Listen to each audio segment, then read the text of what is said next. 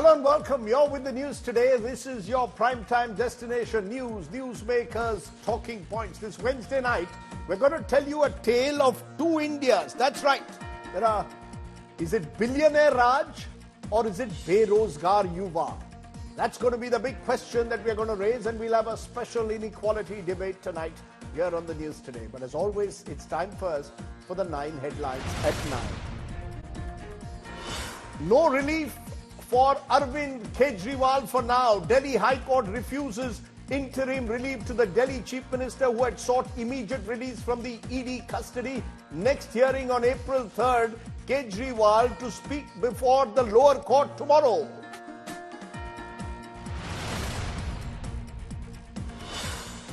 India condemns US remark calling for a fair and transparent trial on Kejriwal's arrest.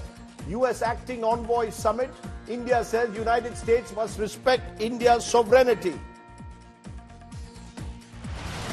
Union Home Minister Amit Shah makes a big declaration, says the centre will revoke AFSPA in Jammu and Kashmir and troops will be withdrawn. Former Chief Minister Omar Abdullah says, then why is there any delay in the action and why are elections not being held? Double jolt for the Aam Aadmi Party in Punjab. AAP's lone MP Sushil Kumar Rinku joins BJP. AAP Jalandhar MLA also jumped ship. AAP cadre hit the streets in protest. Fissures erupt in Maharashtra's Aghadi camp in the opposition. Congress and Uddhav Sena spar over 3 seats after Sena unilaterally chooses its candidates. Sharad Pawar's NCP faction to declare its seat separately. Enforcement heat now on Kerala Chief Minister Pinarayi Vijayan's skin. ED lodges a money laundering probe against the Chief Minister's daughter in an alleged Cochin Minerals payment scam. Election Commission cracks the whip on sexist slurs. Top poll body show causes Congress spokesperson Supriya Srinath for her Kangana post that she had denied later. And BJP's Dilip Ghosh is also served a notice for his jibe against Mamta Banerjee. A day after Mumbai's billionaires list outstrips Beijing to become Asia's city with the most billionaires, an international labour organization report puts youth unemployment in the country at a worrying high. Chief Economic Advisor says government can't be expected to solve the employment problem. A day after the Baltimore ship bridge collision, US President Joe Biden hails the all-Indian crew on board the ship, says timely mayday call by the crew helped avert a bigger tragedy.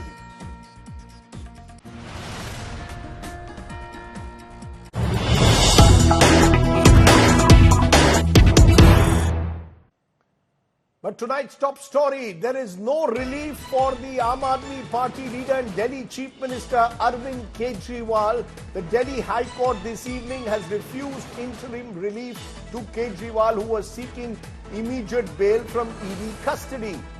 Delhi High Court says it will now resume Kejriwal's hearing on April 3rd after getting a reply from the Enforcement Directorate. Delhi High Court has given the ED 7 days to reply. Remember, Mr. Kejriwal's ED custody ends tomorrow. He will be appearing before the lower court, the PMLA court, and there is even a possibility, we are now told, that the CBI will ask for the custody of Mr. Kejriwal. Meanwhile, his wife Sunita Agarwal has said that Mr. Kejriwal will reveal explosive details and that he had no connection with the alleged Delhi liquor scam. Listen in to Kejriwal's wife first.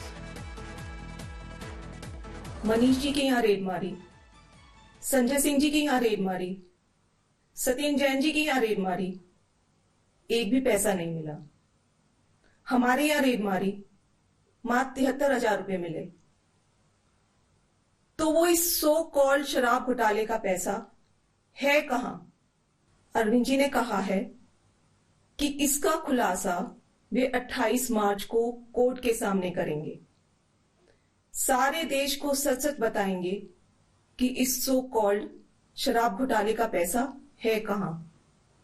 उसका So what are Mr. Kejriwal's options now? Joining me now, Preeti Chaudhary, Munish Pandey, both join us. Preeti, to you first. Let's look at the political options for a moment. We are seeing Sunita Kejriwal now addressing her second press conference. It has sparked speculation that is she stepping into her husband's shoes in some manner? What's the sense you're picking up?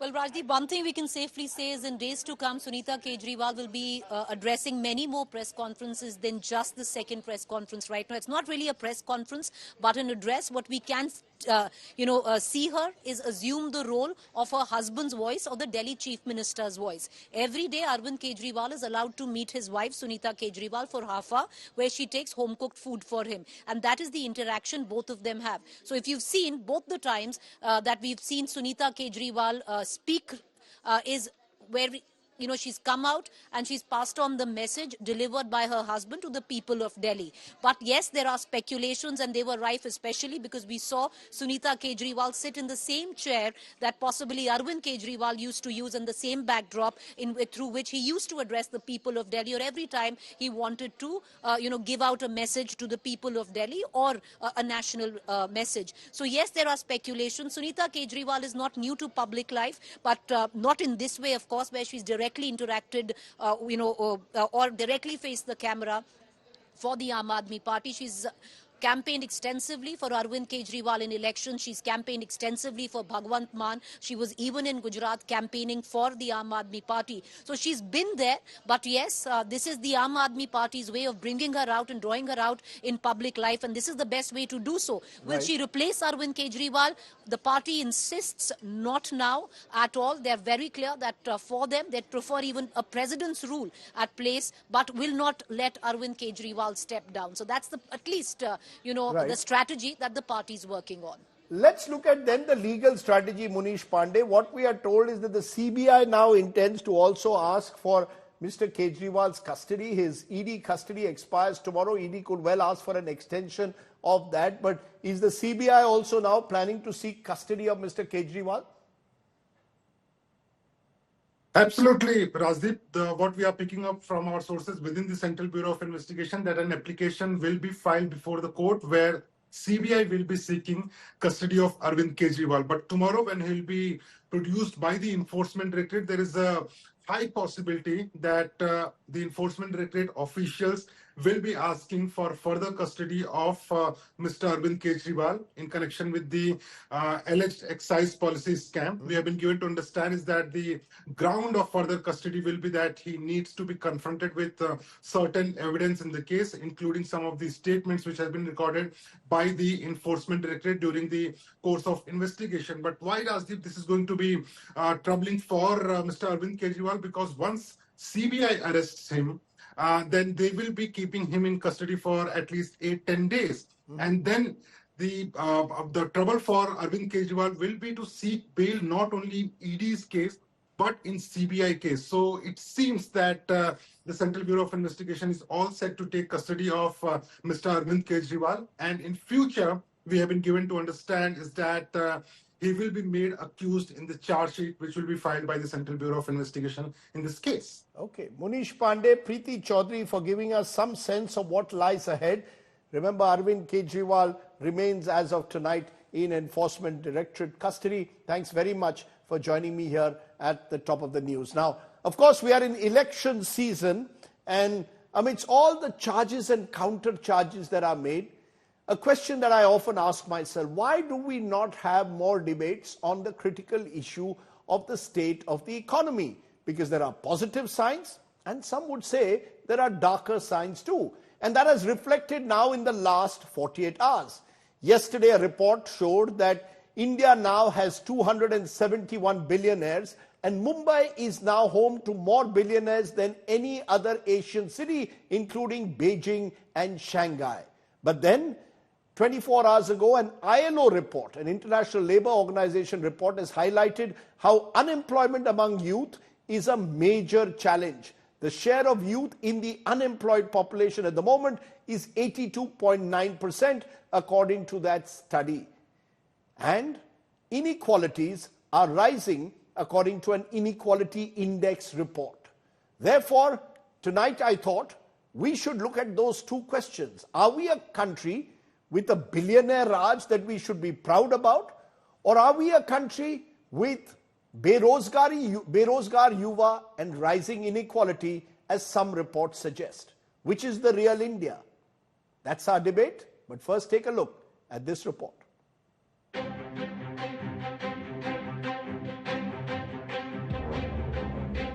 Two reports in the same week. One highlighting wealth creation in India and another highlighting challenges in job creation tell the tale of two Indias taking shape. India added 94 billionaires this year, the highest after the US, according to the Hurun Rich List. With 271 billionaires, India comes third after China and the US in the list. Among the billionaire capitals, Mumbai comes third after New York and London. The city is home to 92 billionaires, ranking higher than Beijing and Shanghai.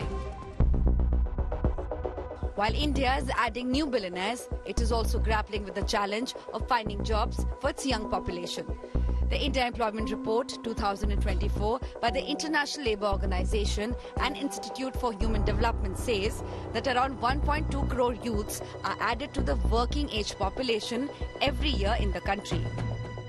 The study, however, says that the share of youth aged from 15 to 29 in the unemployed population, while it dipped from 88.6% in 2000, still remained high at 82.9% in 2022.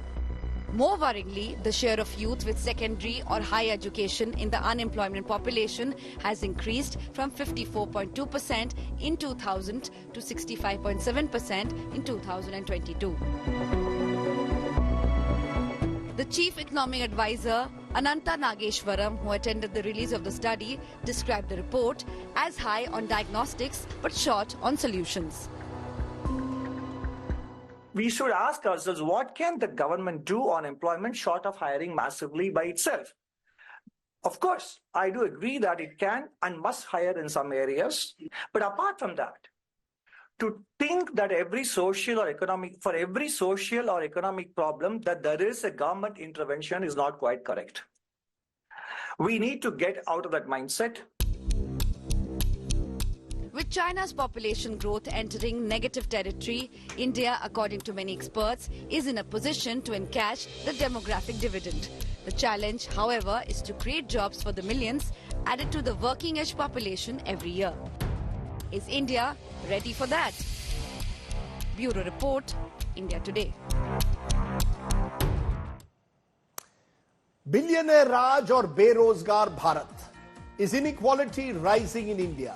Is job creation India's biggest challenge as we enter this election season with all kinds of promises being made? Joining me now, our special guest, Professor Santosh Mehrotra, is economist who's been writing on this issue extensively. Harsh Gupta Madhusudan is author who also joins us. He's also been an investor. Mohan Kumaramangalam is Congress's spokesperson. Sanju Verma is the national spokesperson of the BJP. I'll come to the politicians in a moment, but I want opening remarks from all my guests. Starting with you, Harsh Madhusudan, how should we take this report? Should we take it as these seemingly conflicting reports, if at all they are, number of billionaires rising, but number of educated unemployed also troublingly high, and some reports suggesting, and I'll come to those reports later, inequality also widening. Your response, how should we see these conflicting reports coming in? Thank you for having me, Rajdeep. See, it's very easy to understand. Let's say if an educated Indian in finance or technology today, instead of working out of Mumbai or Bengaluru, has a $200,000 job and goes to San Francisco or London, Indian inequality will fall. But Indian growth and Indian overall wealth will also fall, and the indirect jobs created by that person staying in India, the taxes will also fall. So inequality per se has to be seen in the context of the Indian average per capita income still being relatively low, $2,500 in nominal terms. But the Indian educated elite is at the very top layer, global in its aspirations, and can command global salaries whether they live and work in India or they do a business in India or they do business abroad. So inequality has to be seen in the context of mobility and opportunity. In terms of billionaires, the Hurun report still says that China actually has the most number of billionaires, more than even the US. It's just that one city in India, Mumbai, a favorite city of yours and mine, Rajdeep, dominates India. And therefore the headlines was like Mumbai overtakes Beijing. But again I ask, is it not the case that Indian billionaires, Tatas, Adanis, Ambanis, are creating wealth based on real, better and cheaper products? Is not the Geo revolution creating the world's cheapest, fastest internet? Is not Adani creating infrastructure like ports and airports? Are they not real? India has failed at creating infrastructure after independence. In fact, crony capitalism could have been said to be true if billionaires were created in natural resources. Actually, groups like Vedanta have not done very well in the last 5 to 10 years. All billionaires in India who have created wealth for themselves, and one can argue whether the market gives them high multiples or not, have been because they have created something which India desperately needs. Now coming to jobs, it is absolutely true that there is a mismatch amongst the educated white-collar youth and the kind of jobs and aspirations those two don't meet. Having said that, the PLFS survey across rural and urban, across age groups, finds unemployment to be constantly falling over the last 10 years. In fact, even in this ILO report, since pandemic times, the youth unemployment amongst educated people have fallen. But that remains a challenge, and I agree with the Chief Economic Advisor. How do we better mismatch it? Going forward, as technologies evolve, I think more jobs can we'll come to be solutions, Harsh, in a moment. Back office, you can also be the middle office and perhaps the front office. We'll come to solutions in a moment, but I want Santosh Mehrotra, who I believe has a very different perspective. So I'll just come. I'll come back to you, Harsh. Let's look at what Harsh has said, Santosh. He is reflecting upon the fact that the billionaires who are producing goods and resources which are, in a way, lifting a number of people out of poverty. The figures have shown, the government figures itself, that in the last decade, the number of people lifted out of poverty has also increased. How do you see these conflicting numbers? We have a lot of conflicting numbers before us. What's the big picture? Rajdeep, the big picture is fairly straightforward. That the claim was just made that PLFS is showing that unemployment is falling. Even after falling, youth unemployment is double what it was in 2012, point one. Point two, PLFS does not estimate unemployment or employment with using internationally compliant definitions. The CMIE does. CMIE's estimate of youth unemployment for 20 to 24-year-olds is 44%, not the 12% that PLFS would like us to believe. For 3 years, I was a member of the Standing Committee on Economic Statistics of the National Sample Survey Organization and tried to convince the National NSSO to try and change their definition, but failed. As far as the Chief Economic Advisor's claim that the government can do precious little to reduce social and economic problems or reduce unemployment, let me say the following. I was present when he said it. Firstly, for the government to pretend that malnutrition is something that happens to poor people and therefore there is nothing that the government could or should do is utter rubbish, and it speaks volumes for the fact that malnutrition has barely come down under this government.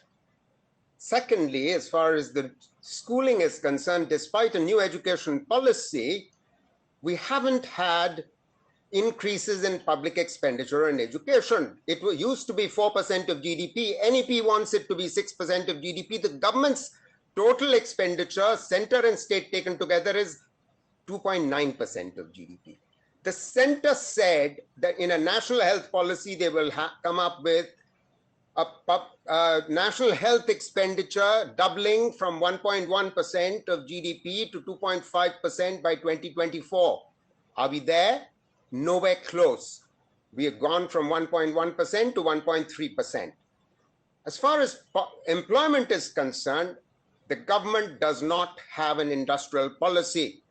And it is pretending that it is making in India. Under Make in India, manufacturing employment fell, agricultural employment increased by 60 million. A sudden national lockdown, a poorly designed GST, a demonetization at 4 hours notice. We've had triple shocks delivered to the economy. So I get your, I've allowed you uninterrupted to give your view. You believe, therefore, the glass is more than half empty in a way, and the government hasn't done enough, so the government cannot pass the buck, as you seem to suggest. The chief economic advisor was saying that the government can do precious little. I'm going to come to solution, Professor Mehrotra, because the diagnosis of the problem is there, and it's not just in India, it's across the world. Solutions are more difficult to find.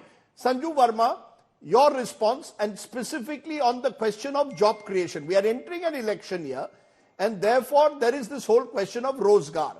There is presumably what the government wants to do in terms of a Viksit Bharat, and there's what the opposition wants to do. I want both of you to tell me very clearly, what is your party going to do if you come to power? You first, Mrs. Verma. Rajdeep, I can see that we are having a great debate, a very sensible one at that. I want to say a couple of things. First and foremost, I completely debunk, unconditionally and unequivocally this narrative that India is witnessing jobless growth, that jobs are not being created. First and foremost, your audience needs to know that for the first 9 months of financial year 2023-24, India's GDP growth stands at 8.23% after we recorded an 8.4% GDP growth for the December 2023 quarter. This is exceptional. This is, unbelievable, because the likes of Raghuram Rajan, have been saying for the longest time, India will not even do 4%. If they do 4.5% or 5%, that will be commendable. And here we are at 8% plus when the world is grappling to even do 2% or 2.5%. That's the first point. The second point about unemployment, and this is something that your audience needs to listen to very carefully. Ashwini Vaishnav, the railway minister, had a couple of months back said that we are creating actually not just 2 crore jobs per year, but more than that. And the Modi government has more than fulfilled its promises of 2 crore jobs per year. And I remember that, he came. That's not what the data shows, ma'am. With due regard, that's not what the data shows. I don't think we should mislead audiences. That's certainly not what the data shows. But I asked you specifically what your government is doing, but go ahead. I just started. Rajdeep, this is what I don't like. I'm barely about to a fact check, ma'am. A fact check. There is no report which says we are actually giving more than 2 crore jobs. But go ahead. Did I say that the report has said that? Did you allow me to even corroborate my statement? Please do. Are you in agreement with everything that Santosh Mehrotra said? Let's not waste air time. Please go don't ahead. heckle me. Go ahead. I don't like this. Ma'am, I don't heckle anyone. I only fact check. Let's not use word like heckle, but please go ahead. Checking me or heckling I'm asking you again to please go ahead. Let's not make it about me. Yes, it's not about you. It's not about me either. Now let me finish and don't break my chain of thought. Yes. Thank you. I was corroborating my statement with sources, but before that you jumped the gun. Yeah. Now listen to this very carefully. This data is out in the public domain. If you take the EPFO and ESIC data together, and in fact, I would even urge naysayers like Professor Mehrotra to look at this data.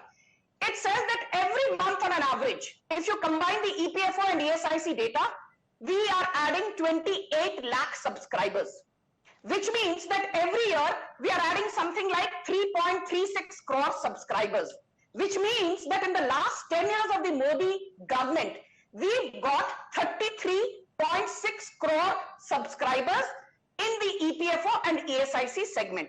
Now the counter argument could be, Sanju Verma, how can you say 33.6 crore, so let's round that up to 34 crore people. Are you saying that 34 crore people have got jobs in the last 10 years? No. I am going to give a conversion rate of only 63%, because a lot of experts have said that the conversion rate to the EPFO and ESIC data historically is 63%. So assume that only 63% of the 34 crore subscribers to the EPFO and ESIC are actually new subscribers who got a job for the first time in the 18 to 25 age bracket. What is the number that you have, Rajdeep? What is 63% of 34 crores? Simple arithmetic, Rajdeep. What is the number? You tell me. You tell me. 63% of 34 crores. It's basic arithmetic, Rajdeep. Madam, 63%. Okay, let me come in then. You could not answer basic arithmetic. 63% of 34 crores means 21.42 crore jobs were created, assuming that the EPFO and ESIC data does not have 100% conversion rate. We've accounted for some duplicity. We've accounted that maybe some people who are a part of EPFO are also a part of ESIC. We've also accounted for the fact that some people who are subscribers may not necessarily be getting a check at the end of every month. After all these assumptions, it is now certified India under the Modi government based on EPFO data, which is in the public domain, based on ESIC data, which is in the public domain. I repeat, we have created 21.42 crore jobs. You made your point. I will, producer, we will have specific time limits, ma'am. I've given you 2.5 uninterrupted. Before I come to you, Mohan, I just want Professor Mehrotra to respond, because those are numbers which are, she's right, Mrs. Verma is right, are in the public domain. And the government has been trotting them out. Please look at EPFO data, look at ESIC data. Your response very quickly, Professor. 3 sentences, very simple. If you ask any NSSO statistician, they will tell you themselves that EPFO data is not jobs data.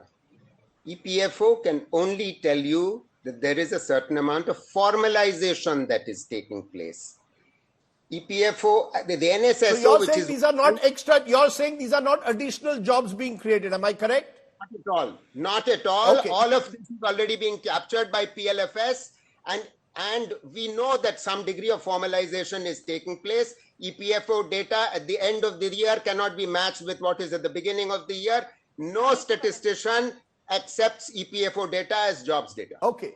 I want to turn for a moment to Mohan Kumaramangalam, because Mr. Kumaramangalam, the Congress party is claiming that Rozgar is going to be their big calling card in this election. You all have come out with a manifesto so far of the 5 so-called guarantees that you're giving people. And one of those guarantees is providing jobs, providing retainerships effectively to people. I want specifics now from you. It's one thing to say that the Modi government has not provided the kind of jobs that the government had claimed in 2014.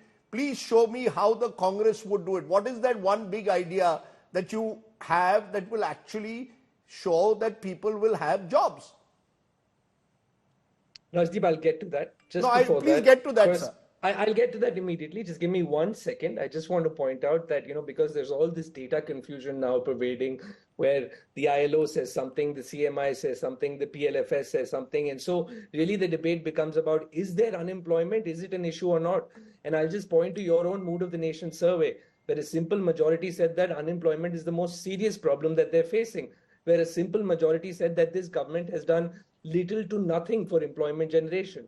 Now, as far as how our approach differs from this government, it is mostly around the fact that all these government's measures have been supply side, and they've done very little to do demand stimulation. I'll give you just 8 things that the Congress party said that we're going to do so far. The very first is to just fill the vacant posts in the government itself, which is the low-hanging fruit, and create new posts. So we're talking about 30 lakh jobs there. We're talking about a version of the German apprenticeship program, a 1-year job to all graduates, which will give them on-the-job skilling. Talking about a district-wide startup fund that would democratize capital availability, an employment guarantee for urban areas along the lines of Narega that we had for rural. And with stagnating rural wages, with stagnating overall real wages, we're talking about a national minimum wage of 400 rupees. We're talking about social security for gig economy workers and increasing women's participation in labor force. Any economist will tell you, if you look at all the emerging economies in the world, most of them have grown on the back of an increased participation of women in the labor force. We're reserving 50% of new central government jobs for women.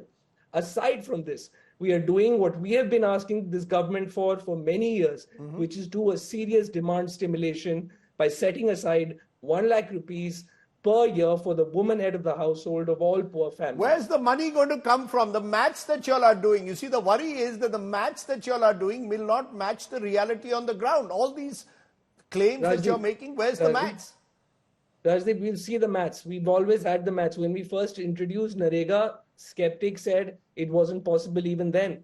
Let me just say that this government has given a massive corporate tax cut. They have increased import duties. They've given PLI subsidies. I'm saying they've taken a particular approach.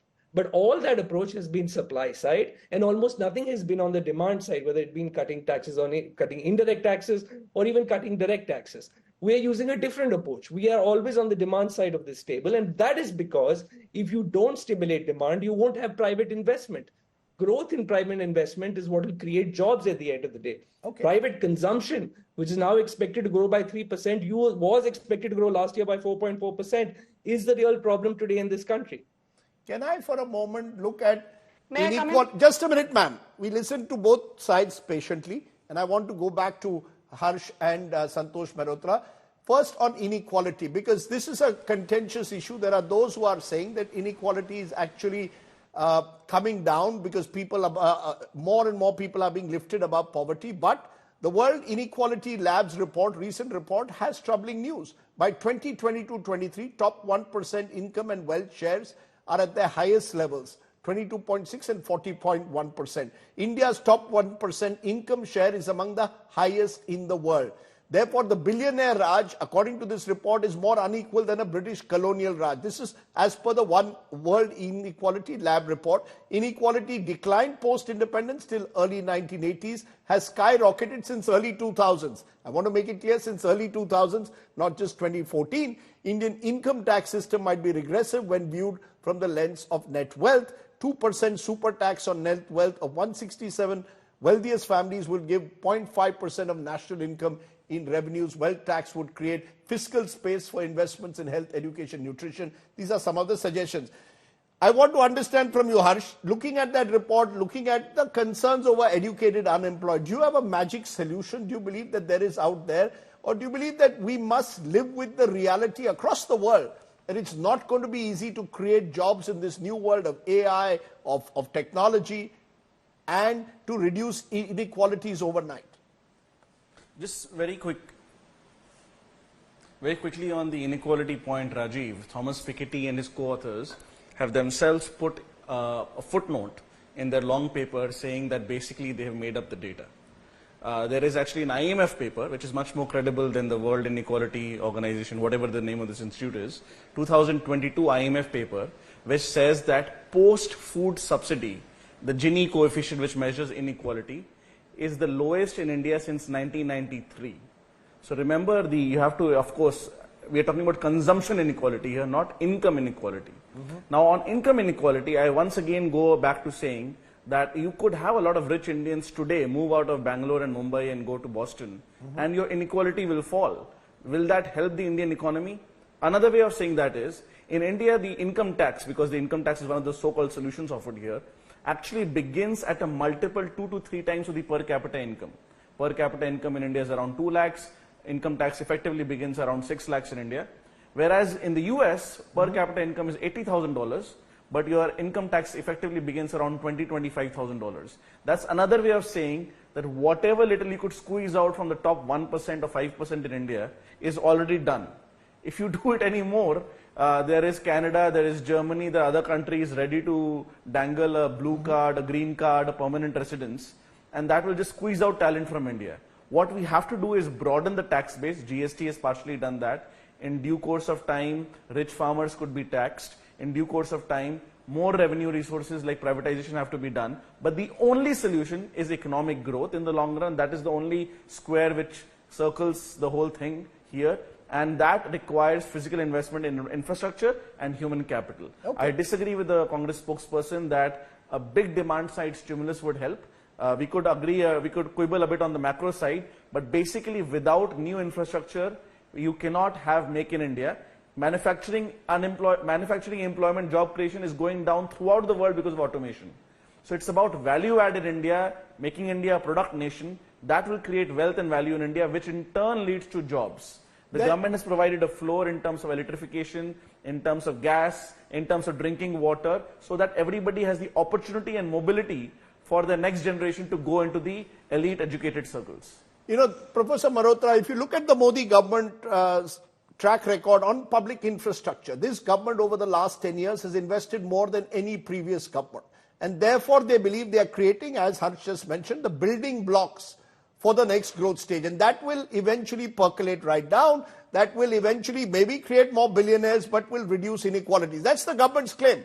Mohan Kumaramangalam can nod his head, but that's how the government sees India's economic future. Your response, Professor Mehrotra? The infrastructure is something that the previous government was also doing. But not on the scale. Let's be honest. The scale that the Modi government has done is much higher. I could quibble on that. We could debate on that. I could go into very great detail, and I would demolish the statement that you've just made. Okay. Never mind. I'm not going to go there. The fact of the matter is, it's not creating the jobs. It's really unfortunate. It's really unfortunate that we are getting there. Let's just get to the bottom of this. The fact of the matter is, Rajdeep, that the growth rate of the economy has come down to 5.7% in the last 10 years. The economy was growing at 8% for a 10-year period from 2004 to 14. We would have been a much bigger economy today had we continued to grow at 8%. That's the bottom line. And even then there was a international crisis. Second point,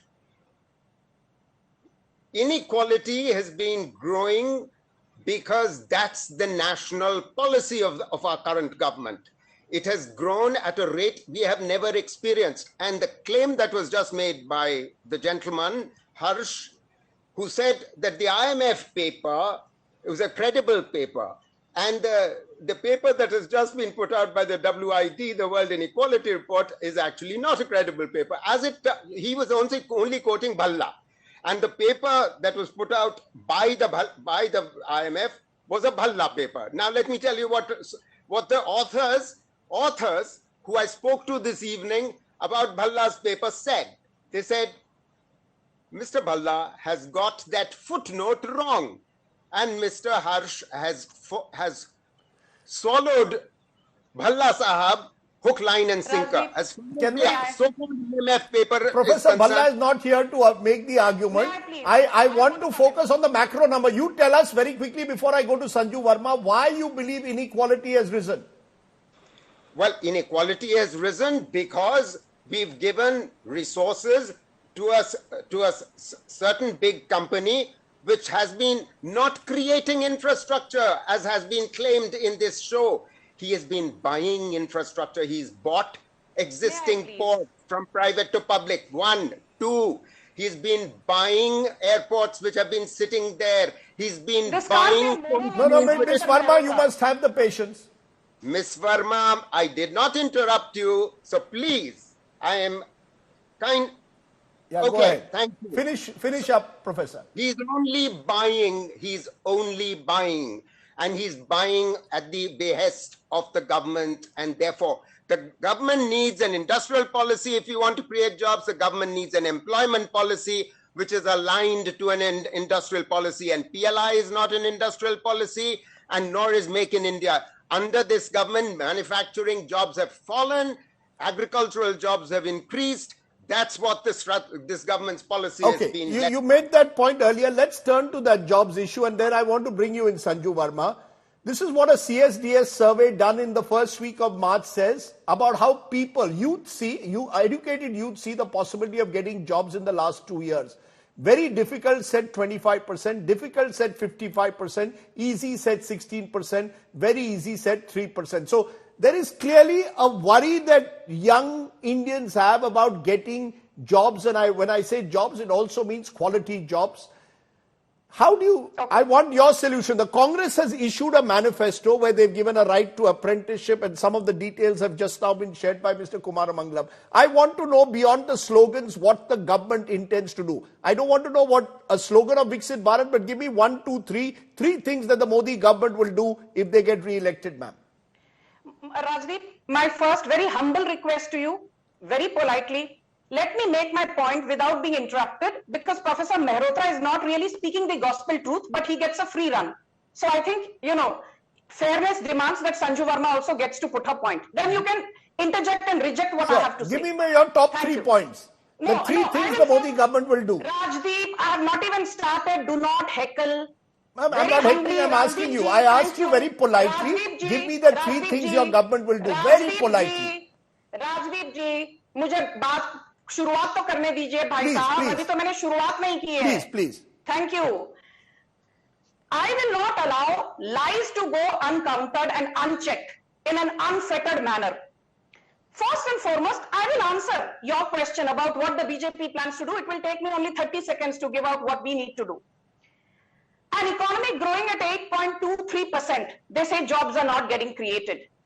We are selling 1 lakh tractors a month. They are saying jobs are not getting created. Maruti Suzuki sells 1.7 lakh cars a month, which means almost 5 cars every minute. They say jobs are not getting created. We are selling 22 lakh motorcycles every month. They say jobs are not getting created. We are selling 6 lakh scooters every month. They say jobs are not getting created. We have the second largest smartphone market in the world, valued at $200 billion, but they say jobs are not getting created. We have the world's 4th largest automotive market at $125 billion, but they say jobs are not getting created. We have an outbound civil aviation market to the tune of $38 billion, but they say jobs are not getting created. We have an infrastructure industry the size of $700 billion. They say jobs are not getting created. Our annual exports are $765 billion, and they say jobs are not getting created. We have a food processing industry of $54 billion, but they say jobs are not getting created. We have a tourism outbound industry of $38 billion, and they say jobs are not getting created. मेरा simple सवाल है, jobs create नहीं हो रहे हैं, but tourism industry is growing at a compounded 15%. Smartphone, we did not have 2 factories. Today we have more than 2,000 factories. Suddenly, mobile phone manufacturing has jumped up by more than 1,500%. Who's producing these mobile phones? Who's buying these 23 lakh motorcycles every month? Who's buying these 6 lakh scooters every month? Who are the people who are making sure that our infrastructure industry is today a humongous $700 billion? So I have decided to wag the dog by its tail and prove to you that because jobs are getting created, you are seeing the economy at 8.23%. Okay. Because jobs are getting created, Ma'am, today we I have did the not world's stop 6th you. largest stock market. I think because jobs are getting created. you make a India's strong electricity argument. sector is the 3rd largest. Okay. Because jobs are getting created, India's steel sector is the 2nd largest. Because jobs are getting created, our civil aviation market is the 3rd largest. Because jobs are getting created. Ma'am, I've heard you. You made a very strong, compelling argument based on what you're claiming are the government's achievements. Ma'am, just a minute. Let Mohan Kumaramangalam therefore respond as a final word. Mohan Kumaramangalam, there remains this mismatch in a way between the data at one level that is available, which suggests there are concerns over inequality, concerns over job, but there's also the data which Sanju Verma has just provided, which shows that in various sectors, there is enough evidence to suggest that there has been growth, and therefore this growth could not have taken place, she says, without the creation of jobs. Your final response. Rajdeep, nobody is saying that jobs are not created. Unemployment is a rate. We're talking about the number of people seeking jobs and the number of jobs that are available. Talking in absolute numbers is frankly juvenile. And I'm glad she mentioned two-wheeler sales, because two-wheeler sales have gone down.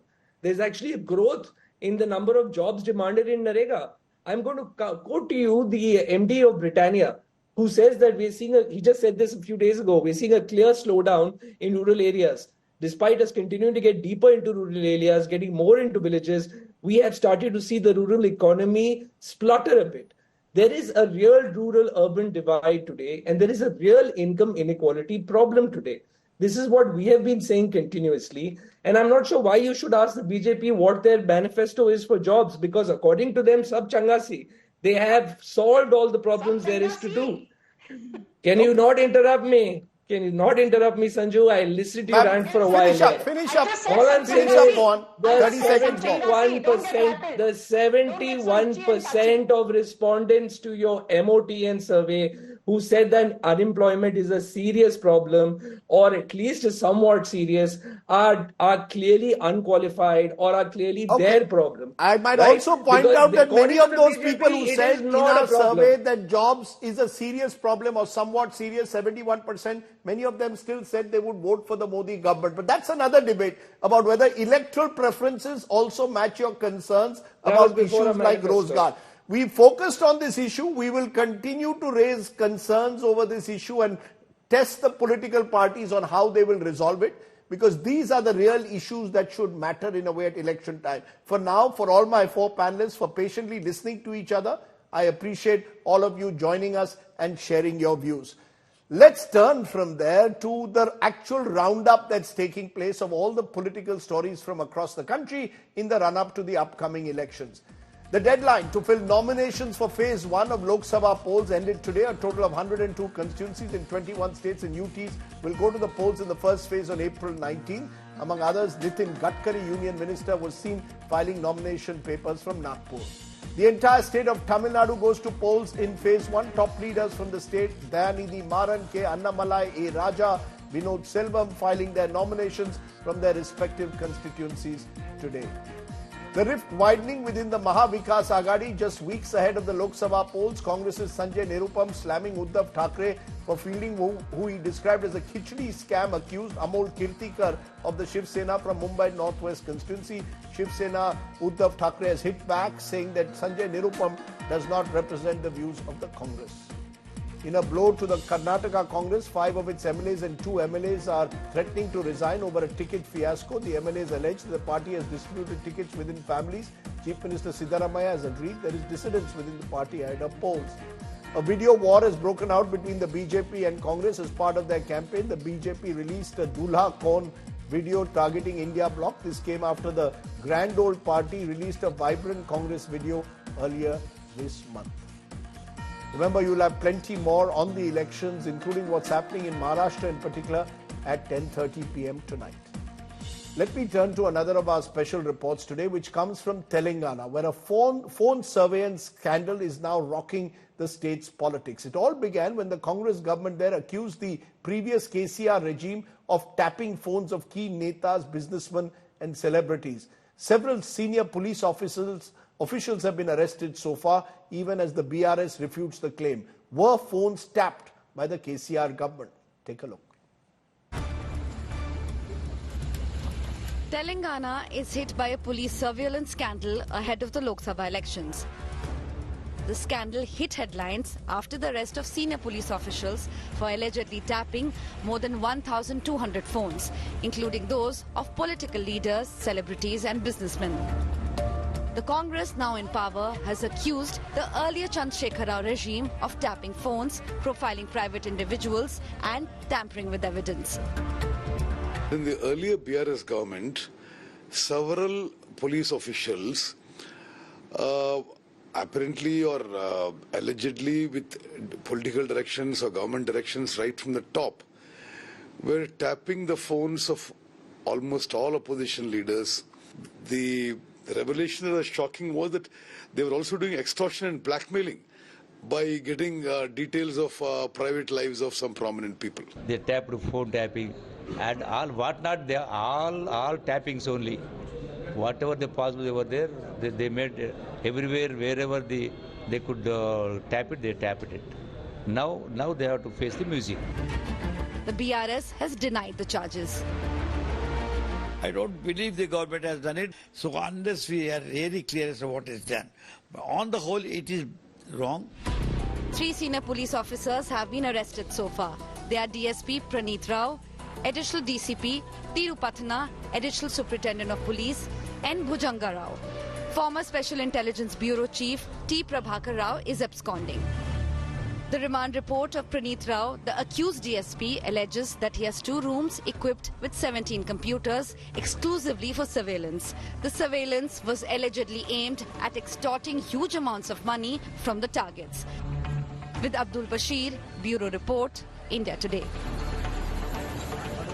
Let's turn to tonight's ground report, which comes from Maharashtra's Sambhaji Nagar, which is reeling through yet another water crisis. Residents in the Maharashtra city are up in arms, as they are in several parts of Marathwada at the moment, due to inconsistent water supply. The summer hasn't even really started. Long queues, water tankers are already a common sight. Take a look at tonight's Get Real India story.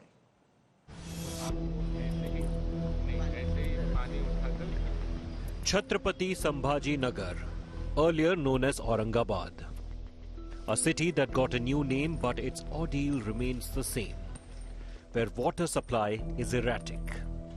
sometimes once a week, sometimes once a fortnight. Pooja Dandge, mother of a toddler, says water has become a privilege.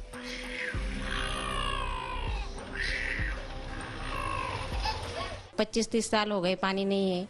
पानी की समस्या बहुत बड़ी है. नहाने के लिए पानी नहीं रहता. कभी कभी टैंकर आता है, कभी नहीं आता है. 3 महीने में पैसे भरने पड़ते हैं, तब भी टैंकर आता है.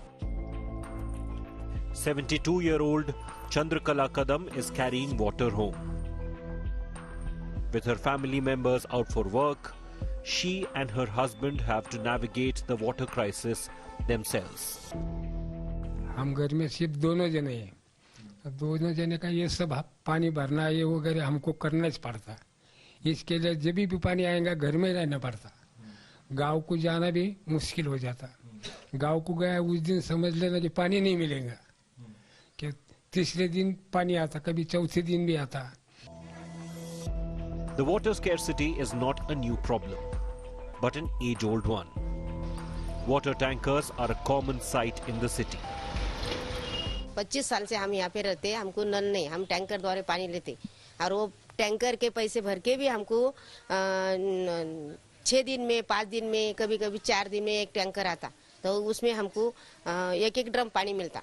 पैसे लेते, जब वो बोलते 1 दिन आड़ पानी आएगा, फिर भी हमको पानी भेजते नहीं. Kasturba Sankuple, another distressed woman, shared how major sum of money often goes in buying the water.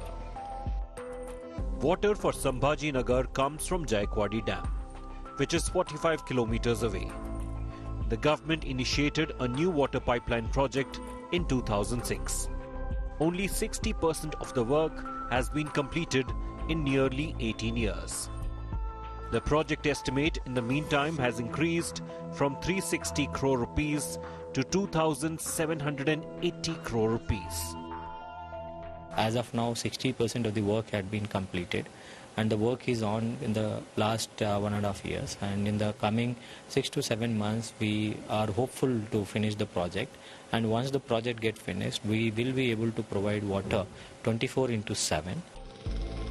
Citizens allege the water crisis has spawned a water tanker mafia in the city. They are demanding a fix for their water woes at the earliest. With Saurabh Vakhtania, Bureau Report, India Today. In elections, the issue of water is raised by every politician, but on ground, nothing is solved till date. With camera person Mangesh Amre and Israr Chishti, this is Saurabh Vakhtania in Sambhaji Nagar for India Today.